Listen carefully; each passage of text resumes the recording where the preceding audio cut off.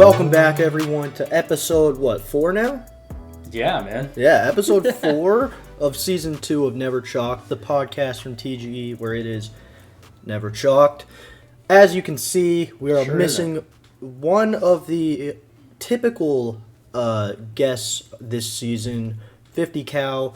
He is a member of the military. Do you remember what branch? I think he's totally Army. Blanking. Yeah, so 50 Cal is a member of the Army and had some military duties to attend to, so he was unable to make it to the recording of this week's episode. But he did provide us with his Team of the Week nominee and his power rankings, so we're still including him in that. But shout out to him, shout out to the military. You know, it doesn't have to just be Veterans Day or something to give them a shout, so... Yeah. You know, that obviously comes first, and we totally respect and understand that. So that's where he's at, but you still got me, you still got Volts, and it's going to be a great episode because, I mean, I don't know if you feel differently, but I thought we got another great weekend of matches. It wasn't as close, and I'll point that out a little later, and you'll see what I mean. But overall, I just think we're seeing the teams kind of start to show who's legit and who's maybe not so much. And again, I mean, I think there's a lot to talk about with the matches themselves. We're definitely going to dive into a little bit of questions regarding the challenger scene because we were hoping to cover that a bit this year. And now it hasn't even started yet, so we'll get into that. And then, of course, there was the big controversy with Scump and the CDL and some DMCA issues. So those are the topics for today's or this week's episode following stage 1 qualifiers weekend 2. And so everyone's aware, we played 2 weekends worth of matches. Now we have a 3-week break until the next set of stage 1 qualifiers start up. So that was the last little bit of matches for nearly a month, which kind of sucks considering we just had a massive off season. But understandable, the holidays and all that. I get it. But something I wanted to point out to you before I got your general reactions to this weekend's matches, as we get ready to jump right in to our update requires restart segment of the Never Chalk podcast. I wanted to point this out. There were 10 total matches across the 3 days this weekend. Not a single one went to map 5. You know what? I didn't even notice that. And I was going to say the same thing. I was like, you know what? It didn't really feel that way. Like, definitely there were a few matches, Optic versus Carolina, where it was just, bro. Like, it was just, you could tell it was like 2 different weight classes, like, just an absolute shit kicking. But, like, other than that, and maybe there was another one that I'm not thinking of off the top of my head, but other than that, I think because some of the, like, 3-0s and stuff came off as, like, surprises in terms of who won, it didn't necessarily feel like, oh, like, there was no competition this week. Sure, yeah. So, I was going to say, I don't know if you want to give, like, just your general thoughts, maybe, like, your favorite matchup that you saw this weekend before we start talking about, like, specific teams or players that surprised or disappointed you. Was there any match in particular that you enjoyed watching the most?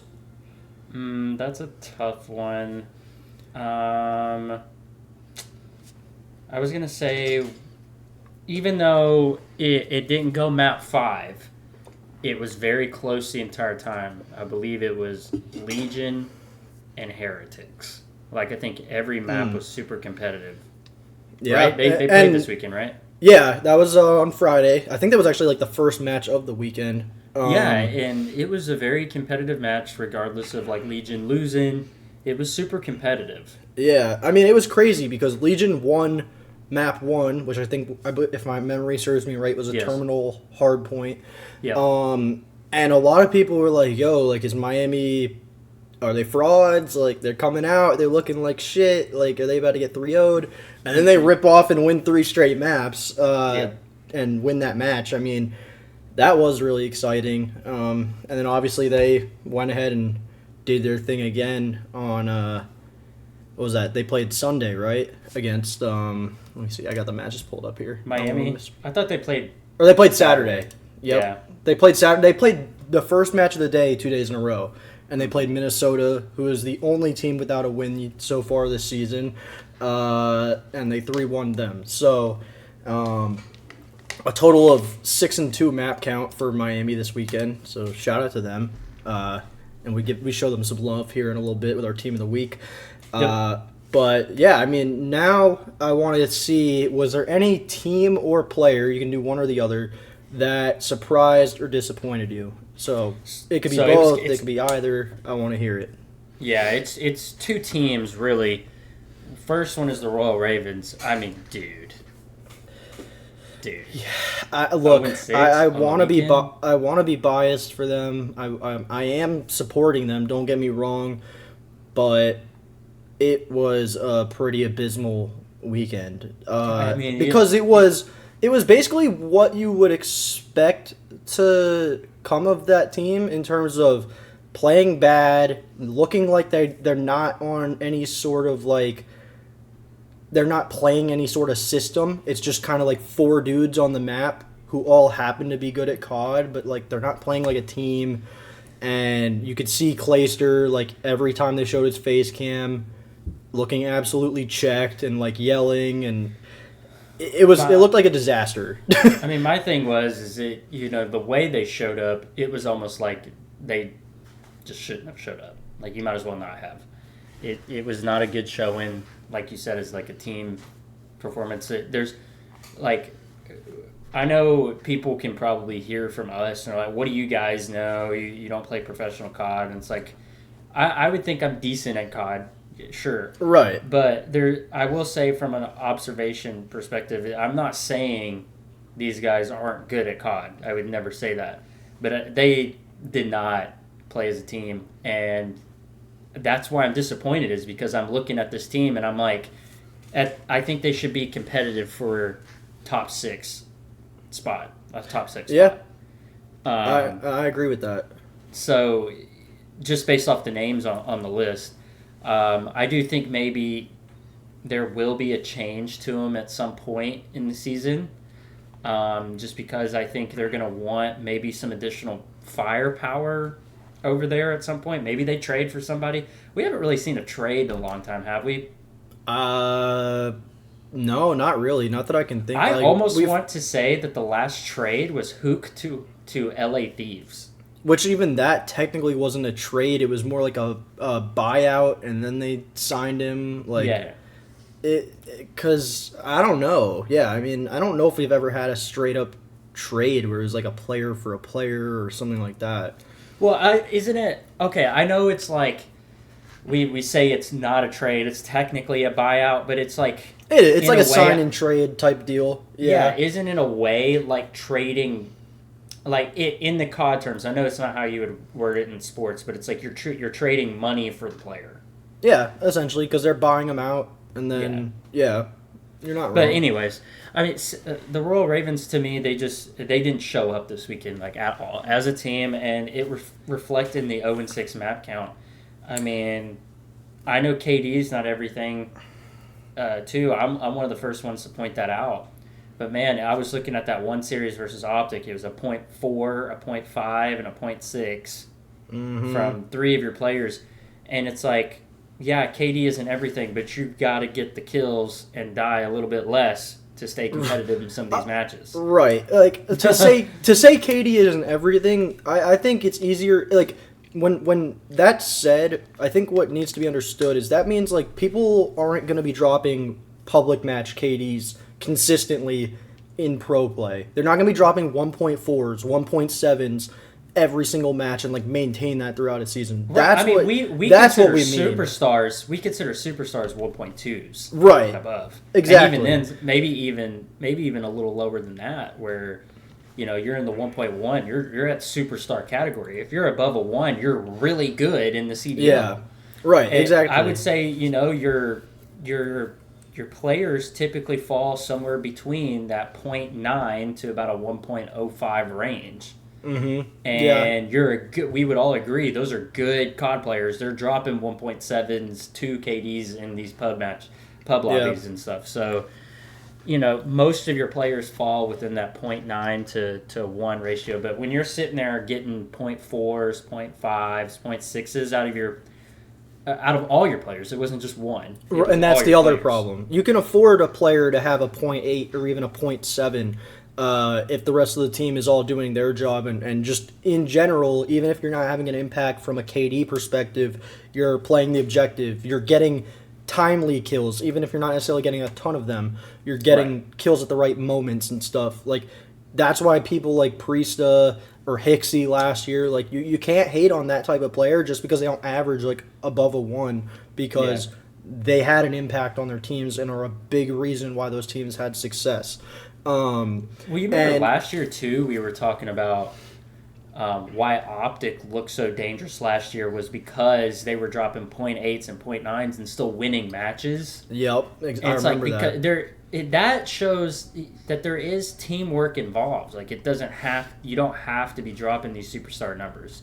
Well, and I think the goal is to find that balance. Yeah, no, exactly. But I think the perfect example is to take if you want to take two teams right now: Carolina Royal Ravens, Miami Heretics. Two teams that, on paper, if you look at those rosters, you're saying, I don't see a whole lot of individual talent. No offense, but if these guys can play like a team and play strong team Call of Duty, they can be competitive. They can be solid teams.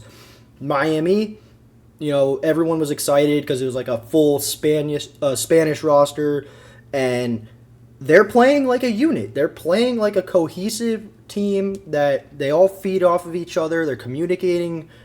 We don't understand it, obviously, but they do, and they're communicating excellently, and you can just tell just based on their timings on the map and things like that.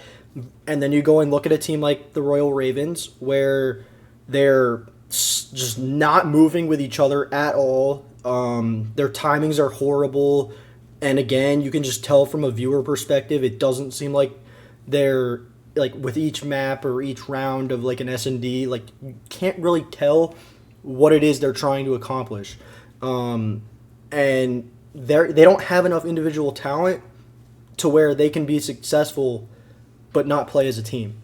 Yeah. So I think those are the two types of teams you look at, and you can see, okay, teamwork, you can be successful in the CDL, but if you don't have teamwork, and you don't have talent, what do you have at that point?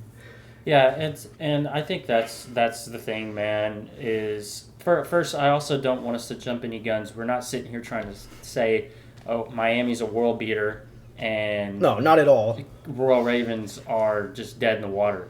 Like, it's still way too early. These are just our observations from the first 2 weeks. I was going to say, I think each team's only played now, three matches out of the 7 qualifiers they now will be playing before majors. Yeah, so it's too early for that. 3-4 matches left each. Yeah. With a lot to still say. Like, Miami, I was looking at their schedule after, speaking of Miami, they've got a tough schedule the rest of the way. They definitely got the bottom feeders out of the way. We can say that with certainty. At least based on how things have played out so far, they have played probably the easiest schedule up until this point. I would say so, yeah. I would say the thing about Miami, though, is you and I were texting earlier about it, but you can only play on your schedule. So them being 3-0, you can't take that away. But obviously there's still more to see from Miami, from the Royal Ravens, just all these teams. But right now, I was very disappointed with Royal Ravens. Sorry, we kind of went on a tangent with the Royal Ravens. I know. No, I think it was a good tangent to have because I mean, again, I think it's important to highlight these teams that, again, not everyone's talking about. They don't necessarily have the superstars, but they can compete in this league if they can get on the same page. And you have one team that's doing it and one team that's not. And I think it's a good comparison for, people that are veteran viewers of the scene, people that are new viewers of the scene. You don't just have to have a superstar team to be able to compete. No, absolutely not. My other disappointing team was, and I hate to say this, man, it's the Seattle Surge. We had them ranked as our number 2 team last week. And I had a feeling this was going to happen. I definitely thought I think we all could agree it was like this was a possibility, right? Yeah. I personally had the Surge going 1-1 on the weekend. They ended up going 0-2. Here is Yeah. why I'm so disappointed is their first match against Optic. I thought they were going to come and play with like a chip on their shoulder. They were pissed off. You know, you have Rambo's coach, you have Hook. Hook's obviously like he's kind of like the peace guy. He doesn't really take anything personally anyways. But Yeah. I'm just saying, you know, Well, yeah, half their squad was basically dropped from Optic last year. And Yeah. I just kind of thought they would come with a chip on their shoulder. But then watching the match, it seemed like Optic was the one playing that way. Yeah, Like, well, they were the ones that were like mad about something, or they were just ready for anything and everything, and that was very surprising to me. yeah. Now I had originally had Surge beating Optic and then losing to Face. They ended up losing to both teams. Another reason why I'm disappointed is because neither one of those went to Map 5. Right. As we And I said, think no matches Surge went to was Map 5. absolutely good enough to force Map 5s out of both those teams. Right, exactly. I think that's the thing is like a team like that definitely is capable of going 5 maps with those top teams.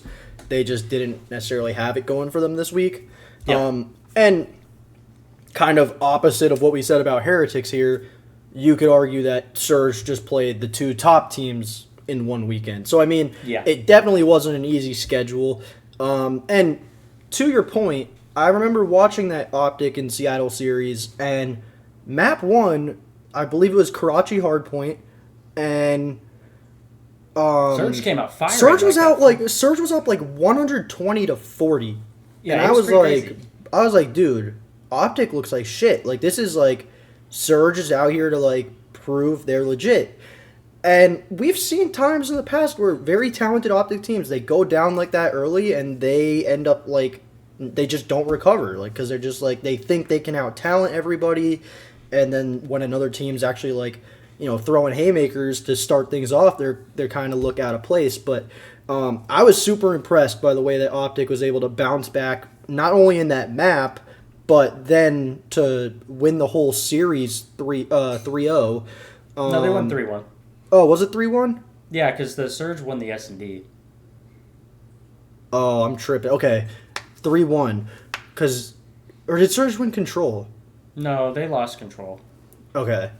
Yeah, Well- it was. They won the S&D. Or I'm being a dumbass. I keep acting like I don't have Breaking Point like pulled up right here to just like go and look at it.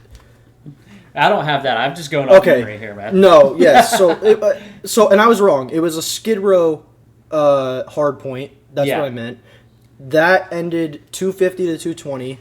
Then we had So Karachi. it was competitive in Yeah. that sense, but And you had Karachi S&D 6-3 Optic, Control 3-1 for Surge, and then 250. so Surge won the control. I thought they won the S&D. Yep. Yeah, no, because Oh. Optic, everyone was like, oh, their S&D game's looking rough because they went 0-3 last week, and they like lost all their round 11s. And I remember them tweeting out like, can't lose a round 11 if you don't go to a round 11. I remember that. Oh, that's fair. And then you had Optic winning Terminal Hardpoint. I think what's scary for Optic right now is Terminal looks like a map you can't play them on, and Skid Row looks like a map you can't play them on in Hardpoint, and it seems like those are two of the most common maps being played right now. So, I mean, here again, like Surge did play him really good on Skid Row. they did. They played them So better it's- than... I mean, if you go look at how Royal Ravens played them, yeah.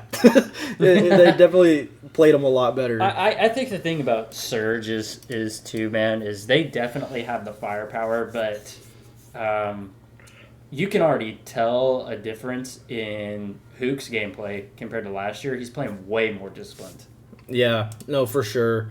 And I think that's going to go a long way for the Surge. So any Surge fans out there, I just think it was a tough week. One, because you still got a rookie on the team. You've got a guy who didn't even really play much last year.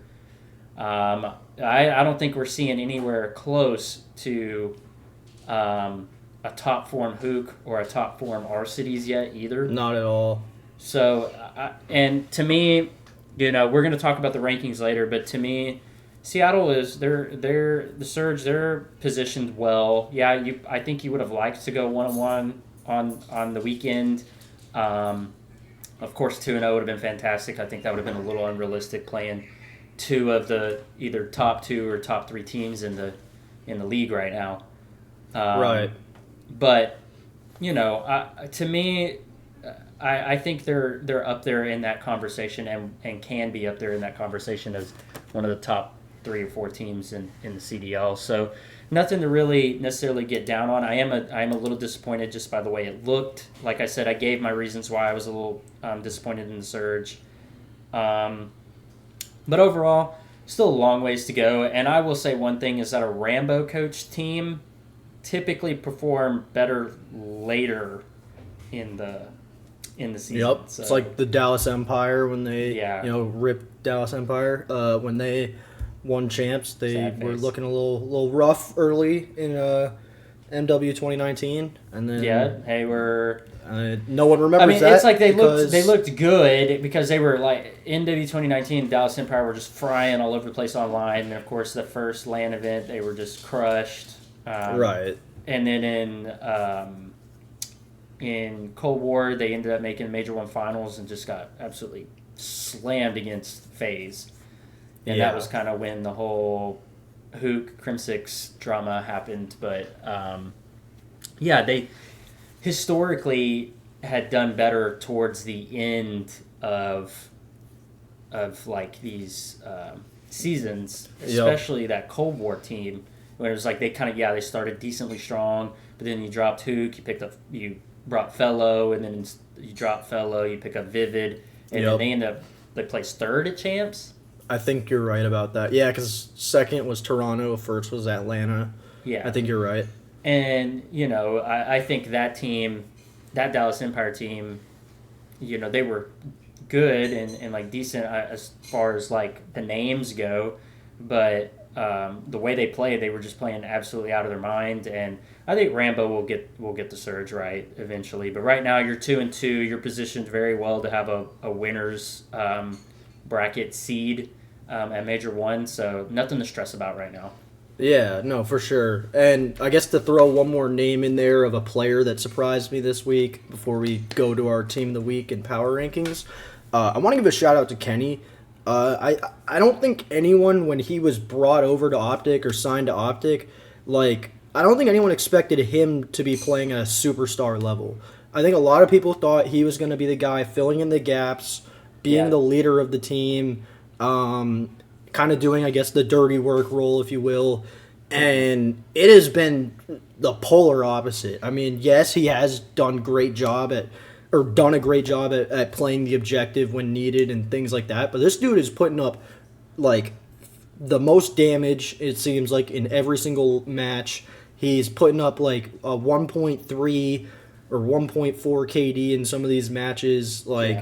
Dude's playing like a superstar, and it's not like anyone else is looking out of place because he's playing like that.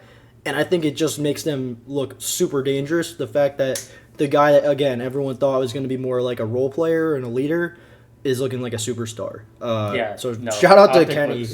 Optic looks dangerous. And I was actually going to say something along the same lines as you, especially when you said historically Optic would fold under that Seattle Surge map 1. Yep. And I think that's kind of the Kenny effect too, is him saying hey, no, we can bounce back from getting punched in the mouth. So Optic looks really, really good right now, and that's scary too because I don't think they're anywhere close to a peak either. No, not at all. I think their hard points look really good. Their S&D obviously needs work, and then they've never been a great control team. They have moments throughout the year where they'll go on good stretches of control, but overall they're never usually a great control team. Mm-hmm. But yeah, no, I mean they're looking good. They had a 2-0 weekend. One legit match, one not so much. But anyways, so now to dive into our stage 1. I almost tripped myself up here. Week 2 Team of the Week. Yep. We need to probably get through this pretty quick, so I can do mine. Yeah, go for it. and 50s, right? Yeah, So, hit that up. okay, last week we both doubled up on the Surge, right? This week we're both doubling up on the Miami Heretics. My nominee was Metals. I think he was just absolutely fantastic all weekend long.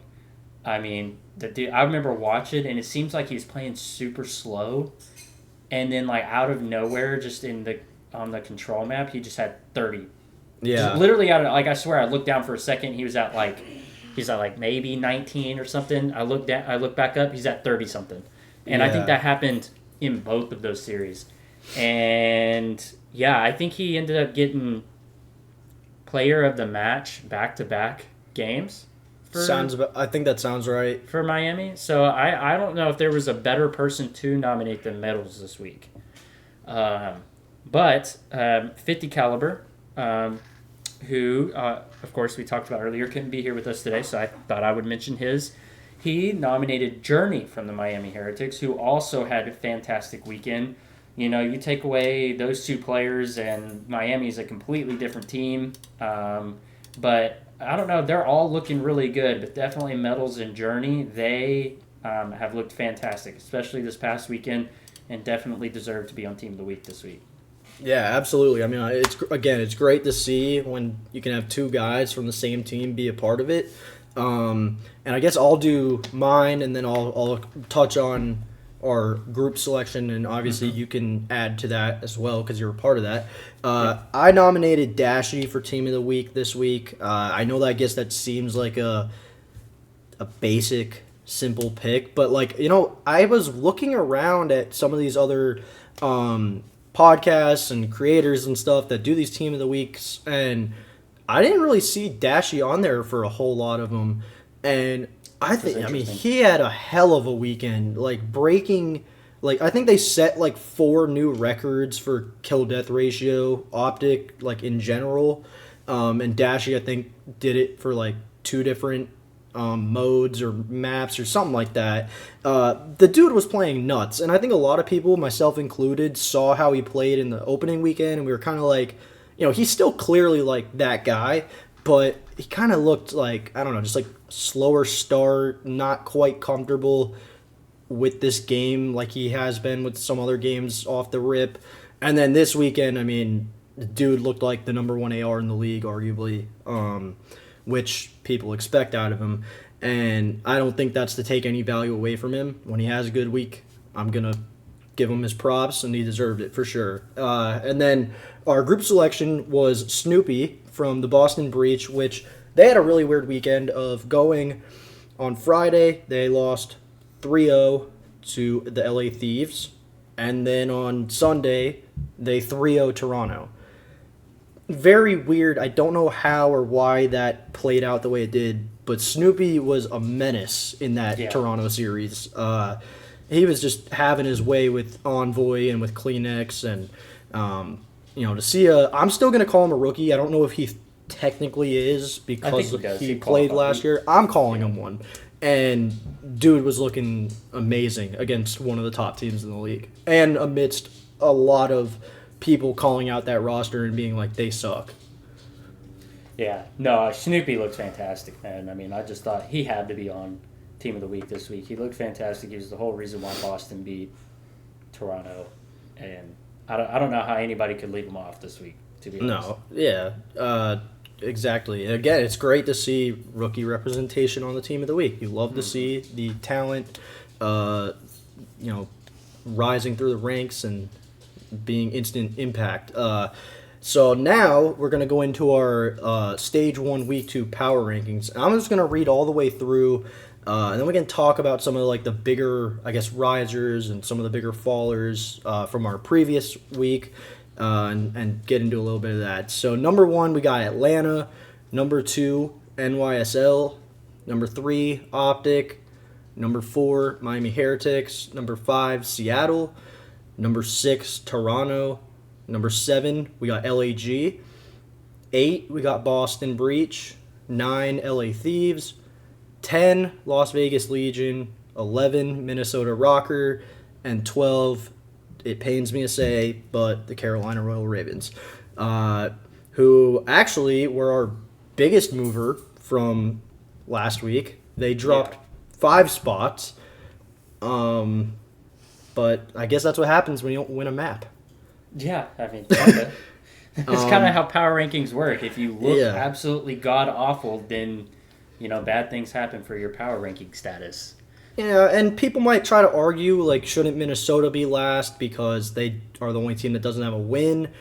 And, as much as I was thrilled that Carolina got the win that they got against the Legion, realistically, they should have gotten swept or just not won because they pulled off the reverse sweep, and there was a lot of crazy stuff that happened in that map 5, like the ninja defuse and all that. So, I mean, that was a pretty big collapse on Legion's part, and it's hard to really give Ravens like a quality win there versus Minnesota, who just obviously doesn't have a win at all. And I think another one that, and maybe you want to touch on this for us because I'm sure you felt the same way. Another one that people might be shocked is seeing LAG sitting at 7th. They rose 3 spots from last week's power rankings. What do you like that you're seeing out of that team? They looked so disciplined, man. Like to me, I remember it was just a few weeks ago. I was telling you, like, it doesn't matter who's over their LAG, they are just absolutely terrible. This team has surprised me, man, with the way that they're playing. Yeah, they may not be winning their matches, but they have been absolutely competitive, especially against some of the top teams in the league. I mean, they pushed NYSL to map 5. They almost reverse swept them. And some people think they should have won that series because they had a massive collapse in map 1. And you just can't take that away from a team like LAG. So to me, look, they only have 1 win on the season, right? Let me pull that up, actually. LAG is currently 1-2. That's right. Yeah. So they're probably the best 1-win team. They're the only 1-win team that does not have a negative win-loss ratio. They're currently sitting at, or win-loss maps, sorry. They're currently sitting at 6 map wins, 6 map losses. Yeah, so it's like they've just been super competitive. So if you take it, let me just touch on this real quick for all those that don't know how we do our power rankings here. Piscaro, myself, and 50 Caliber, we all present our own power rankings, and then they get sorted out, like weighted, and that's how we decide. And just to throw that out there, technically Minnesota and the Royal Ravens tied in points based off of our power rankings list. But how power rankings work is a week-by-week basis anyways. Who looked worse, the Royal Ravens or the Minnesota Rocker this past weekend? Yeah, I don't even think there's an argument there. There's not an argument. So, by default, the Rocker stayed at their number 11 spot. Anyways, but if you look at the rest of these teams, Boston, yeah, they went up. They beat Toronto, but they've lost to some of the people that are below them. So I think that's a fair assessment on our list. LAG's just been super competitive and has arguably had the tougher schedule out of all the 1-win teams. You know what I mean? For sure. So, yeah, that's just kind of how it crumbles. I don't know if there could have been a better list than what we made for this week. No. I think some people might try to argue with us, like, why is Miami 4th and not higher than, like, Optic? Because, Miami hasn't lost yet. Optic has a loss. But you go and look at Optic right now. They played 4 matches. They've won 3. They nearly reverse swept New York in their first match of the year. They have an 11-5 map count. Like, they clearly... And they've played some good teams. Yes, Carolina was a cakewalk for them. But they played NYSL, they played Seattle, and I'm trying to think who the other team was that they played. The thing is they looked very impressive while they're winning. Right. And this isn't to take anything away from Miami, but Seattle was our number 2 ranked team last week. Exactly. Optic beat them. So right. And whereas right now, if you look at our rankings, Miami's wins are currently against the team that we have ranked 10th, 11th, and 12th. Yes, exactly. And meanwhile, Seattle just played our number 1 and number 3 teams and lost to them. And they've beaten... Who'd they beat? They beat our number 8 and 9 teams. Yep. And so, and personally, I think if Seattle was to play Miami, which I think they do, I think Seattle comes out on top of that anyways. But the point is I would say Miami looked better over the weekend, so that's why they're ranked over Seattle. That's why they're ranked over Toronto. But they didn't quite look as impressive or have those impressive wins like Optic, NYSL, and Atlanta. So For sure. I don't think we need to go into it anymore if people really No, feel pressed about it in any way or just upset about it in any way. Definitely let us know what you guys think. If you think we're doing it wrong, please tell seriously, us. Hey, right to the comment section. If you're against our team of the week, if you're against our power rankings, first of all, let us know. But also, don't just be that guy that's like, your power rankings suck. Let us know why our power rankings suck. Yeah. Why do you think X team deserves to be higher or lower? We want to hear that kind of stuff. So definitely let's have that conversation. But yeah, if you're good with it, I think we move on to the next segment. Yeah. Well, just like you said, I would rather somebody debate me intelligently with some form of facts or even just some logic behind it than just right. Even if it's just eye test stuff, so because we can at least tell you watched. Respect that. I can't respect the. No, your rankings suck. Optics number 1, or no, your rankings suck. Subliners are number 1, and it's like, well, I mean, okay, I can't take you seriously. Optics should be number 1. I mean, come on now. Oh, okay. Greenwall says so. All right, but moving forward into our next segment, and this is not one that's really like fun to talk about at all. So for Are They Chalk this week, we're looking at the challenger scene. Like I said earlier, we still don't have a single update from the CDL or the GM of the CDL, Daniel Say, I think is his name, regarding when their season's supposed to start. We have not been given official word on the platform they'll be competing on. We all know that Game Battles is no more. Rest in peace. Very sad. But we've heard that Face It, which is where Halo and plenty of other esports hold their online matches, we've heard that's where it's supposed to be.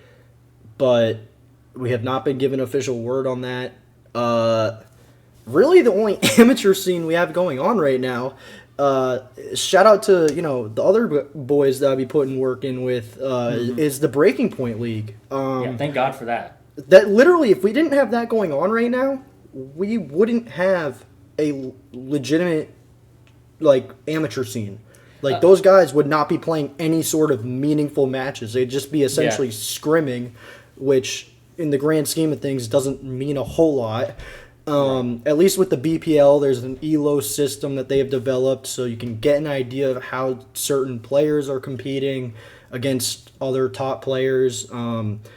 But, I mean, what do you think could possibly be going on within the league or whatever it may be that we still don't have an update? I mean, I know recently the guy came out and said, we were hoping to have an update for you, but sadly we don't. And a lot of people were like, look, okay, we get it, but can you have some open communication about this stuff with us? And I remember seeing in the comments, he was like, you know what, that's a good point. I'm going to make note of that. And I feel like ever since then, again, I have not seen a single word on this. Yeah. Well, I remember you and I talked about in episodes last year, trying to figure out technically what Challengers is to the CDL. And I still don't know. I mean, we treat it kind of like it's the semi-pro, I guess. But we truly don't know. And I don't want to stay on this topic long, if I'm being honest. I don't either. It's kind of depressing. Yeah, it's depressing, and it's kind of I think we can all agree there's lack of communication, there's lack of professionalism. But I will say, again, shout out to Breaking Point, having the BPL. I think it's absolutely fantastic. It's great. It's needed. And I think there's potential there. I think, you and I, every week, we're trying to figure out what's one way we can get better. I think if Breaking Point takes that same approach, that could be the challengers, the new challenger scene. That could be kind of like the semi-pro, or what we're talking about. We've been trying to figure out what's the path to become a COD pro. Could this be it? Look, I'm glad you brought this up. honestly, because I think the BPL, the format and everything, it's the perfect way to gauge individual players' talent. Because obviously, I mean, maybe some people are going in there and playing with the same set of four teams or four players playing as a team. Sure. But I feel like most people that go in there, they're competing in their set skill level or whatever based on their elo. And I mean, they're just loading up and playing against, they're with whoever and against whoever within their skill rating or whatever it is.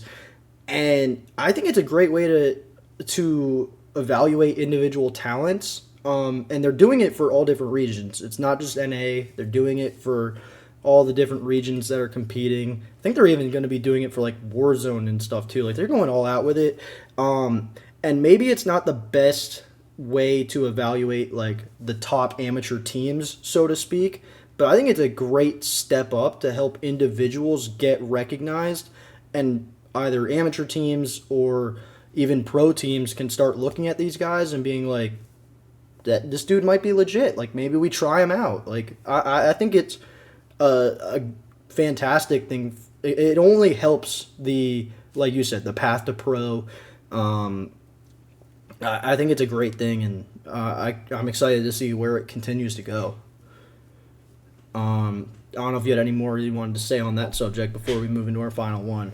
No, yeah, let's go ahead and move on. Man. Yeah, for sure. All right, so obviously we can't go a week in the Call of Duty scene without a little drama. Although I will say it was a little less this week, which was kind of surprising. It's been quiet.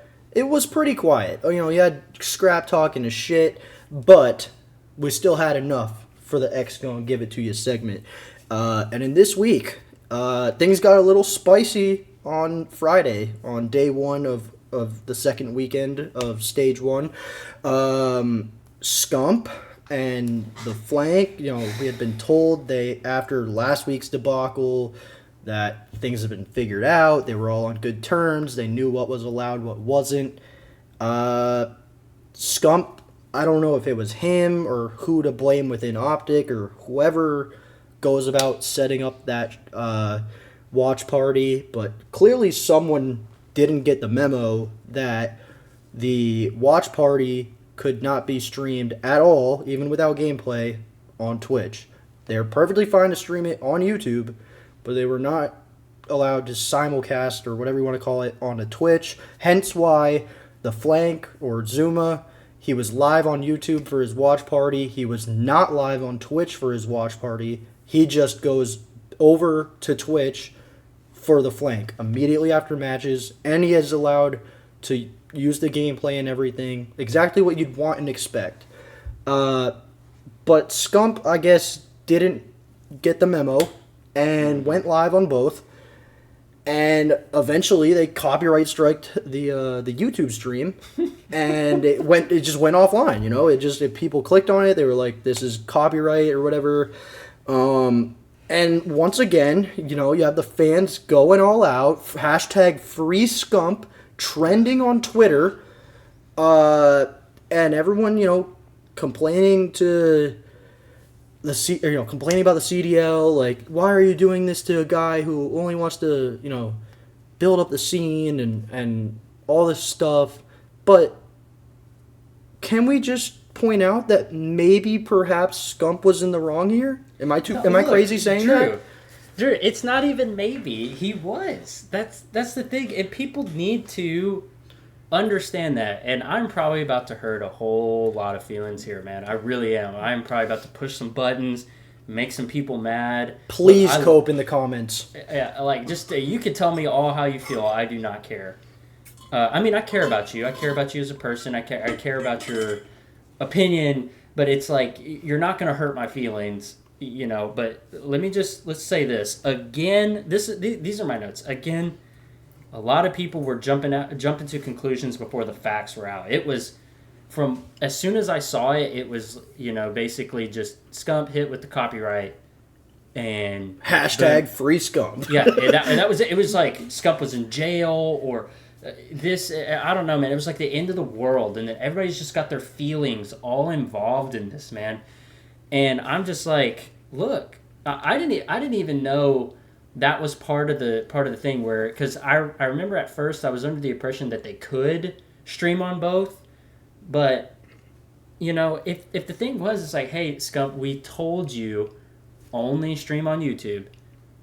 He did both, so you didn't listen. You know what happens when you don't listen, and when you do something that's wrong? And there's exclusivity deals and a lot of money at play. Like legality is involved. Legal, yeah. This is what happens right here, guys. Like this happens. Scump Consequences. Yeah. Oh my God, mind blowing, right? It's like I did something wrong, and now I'm getting punished for it. Yeah. It's like, and that's the thing, is like nothing really happened. It was like, Scump, you got to turn off your stream. Like it was like a slap on the wrist, really. Right. And oh boy, and then we got the free Scump movement, man. It was all over the place. And I mean, it was in the chat for the Call of Duty League for like 2 to 3 hours. Dude, it was a total... My Twitter timeline was a total glaze fest. It was insane. Oh my God. And, I'm looking at it, and, I wrote down, I was like, what if Scump is in the wrong? But obviously Scump was in the wrong in this instance. Mm-hmm. And moving forward, how I'm looking at this is, it's like, it is blind support, and that is dangerous. Oh yeah, because Scump is in the wrong, and if he was in the wrong moving forward in anything else, nobody cares about that, about but who is right and who is wrong. It's like, I'm just gonna follow Scump because it's Scump. Yeah. Are you serious? No, I think it was a joke. Like, I understood to an extent. I understood the kind of outrage we saw after opening weekend when it seemed like you said, we were under the impression they could stream the watch party on Twitch without the gameplay. Yes. Clearly, that was not okay, and clearly that was communicated this time to the people that needed to hear it, because, once again I say, Zuma went live this weekend for his watch parties. Octane too. On YouTube, and Octane. And I'm sure there's plenty of others who went live on YouTube. No problems. Not Twitch. No problems. What happened? Nothing and happened. Then they went live on Twitch after the games were over. Were using gameplay and everything else from YouTube. No problems. But Scump decided to go live for his watch party on both. And they said, fuck around and find out, essentially. They said, we don't care that you're the king and you're, everyone's favorite. And look, I'm not sitting here to hate on Scump. I freaking I love the guy. I love his content. I love everything he's done for the scene. But, just because you're, I guess, the face, if you will, that doesn't mean you're...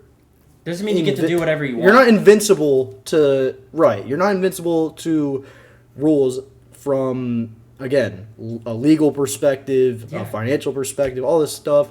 Whether you agree or disagree with the whole streaming exclusively on YouTube and not being allowed to stream certain stuff on Twitch, that's all. You can agree or disagree as much as you want. That's matter. A different topic altogether, though. That does not matter. In this case, that was the rules. It was established clearly because plenty of other people didn't have these problems. And someone, I guess, didn't get communicated to or chose to see if they could go above it, and it failed. No one is above anything, and I'm not saying, I don't think that's what either one of us is saying is Scump is feeling that way.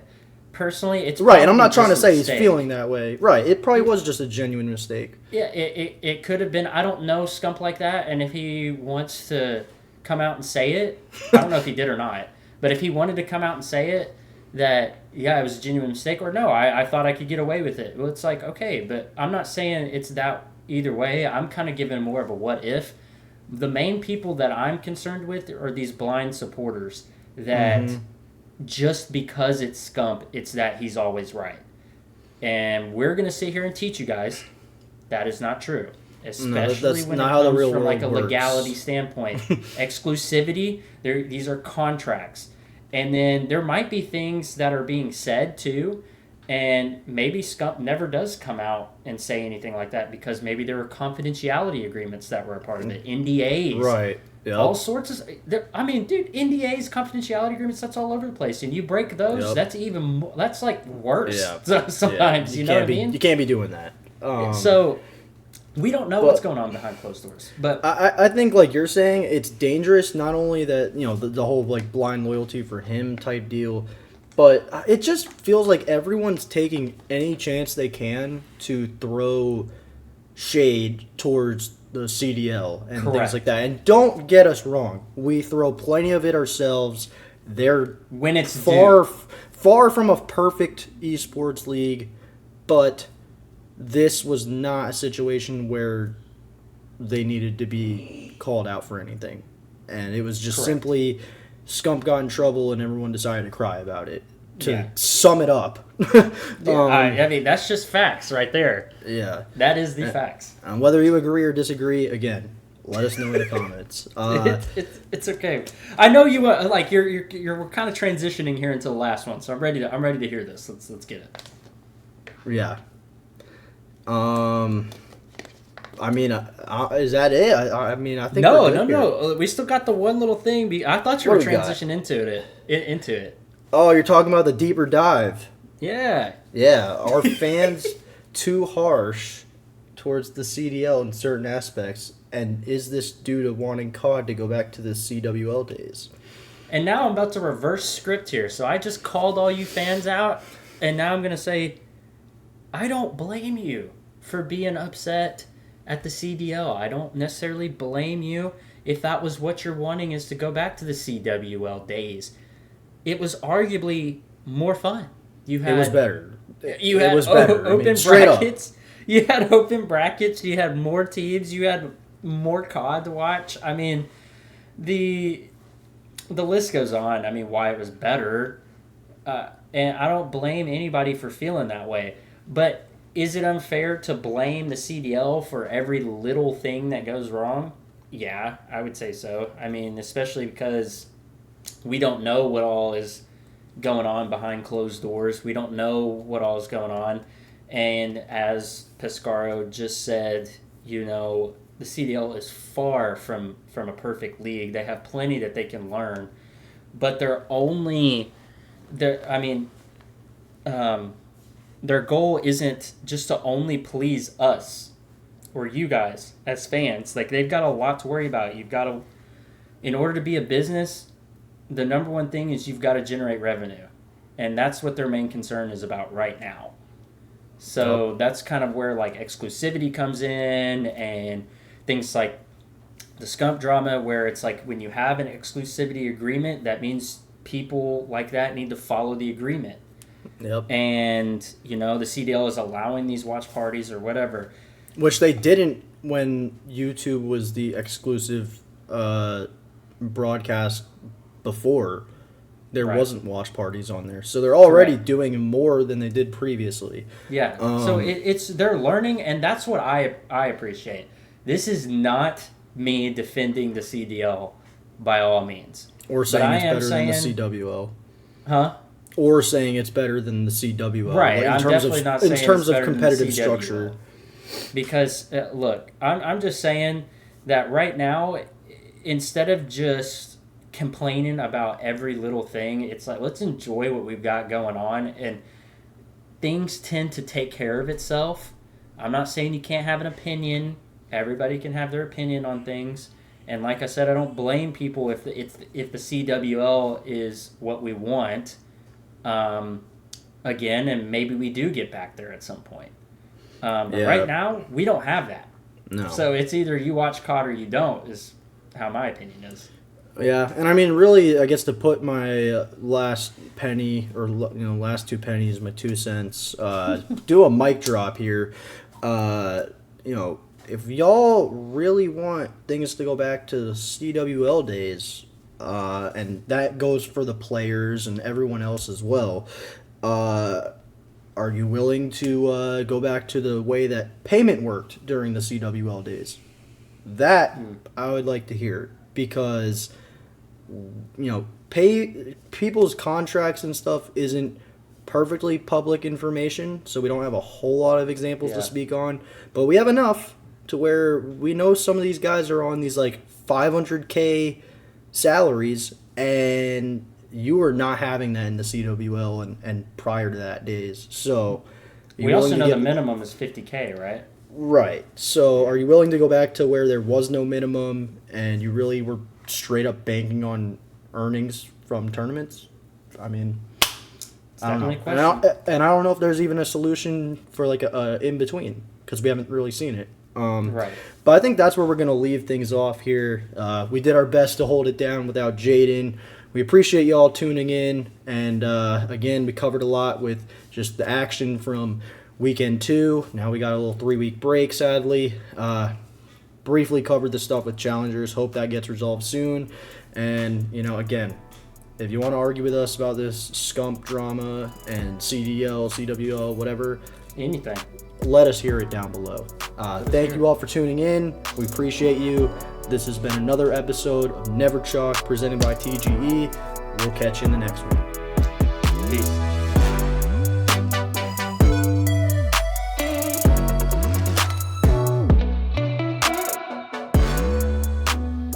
Thanks for watching this week's episode of the Never Chalked podcast, where it is Never Chalked, presented to you by TGE. Make sure to subscribe to the channel and turn notifications on so you never miss an episode and can keep up with all things Call of Duty and CDL related news. Leave a like on the video if you enjoyed it, and make sure to let us know your thoughts and opinions in the comment section below. Make sure to check out all of our links in the description. Again, thanks for watching, and we will see you next time.